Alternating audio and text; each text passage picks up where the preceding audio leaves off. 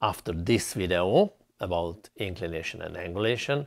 This time let's look at the angulation from a more practical perspective. We're gonna break down how and when to build and unbuild it, so the movement structure and the timing.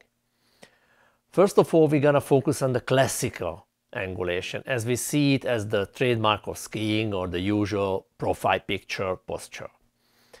And at the end, as a bonus, a few words about how to use angulation in the different function as a power posture to initiate an offensive turn. When you research angulation on Google, most of the pictures were taken near the turn's apex.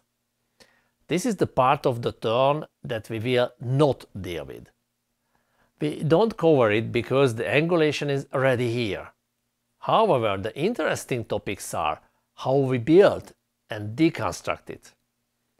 At the apex, this form is only the result, not the process.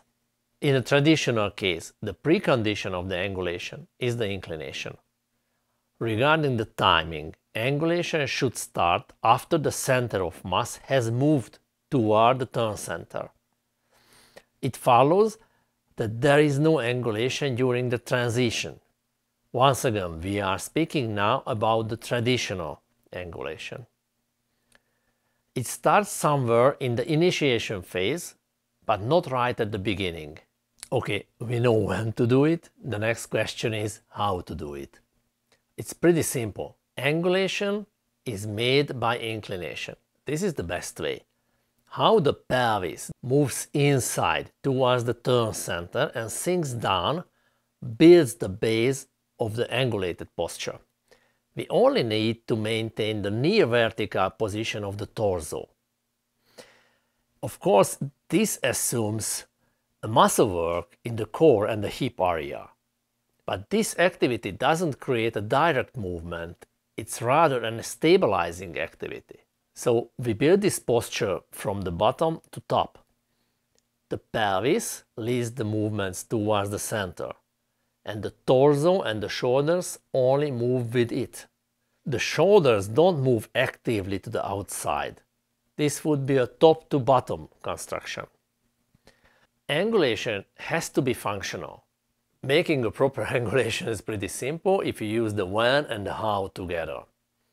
Wait until the inclination builds up with a stable core and hip muscles. Keep the torso near vertical and everything should be fine. The deconstruction of the angulation happens together with the deconstruction of the turn. In the case of an ideal turn, after the apex, the forces from the turn decrease. The stable posture during the apex is partly a reaction to the peak forces. So we must adjust the posture when we experience weaker forces. If the posture remains as it was necessary to manage the peak load, the second part of the turn will be too long, causing a delay in the transition and the next turns. So a controlled release on time is crucial. This release allows the center of the mass move downhill and rise. How the inclination, the movement of the pelvis towards the turn center built up the angulation. The opposite motion of the pelvis can deconstruct the angulation. Practically, it moves under the shoulders, straightens the body, and the angulation vanishes. So our task is not primarily to reduce the angulation, but to ensure that the inclination doesn't last too long. And the bonus topic?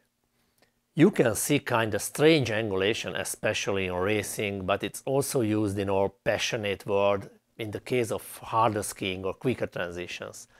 In this case, the skier maintains the angle in the hip socket, the angulation, at the end of the turn, so the whole torso moves with the pelvis downhill, showing a negative angulation facing down. So the angulation of the whole turn comes through into the transition.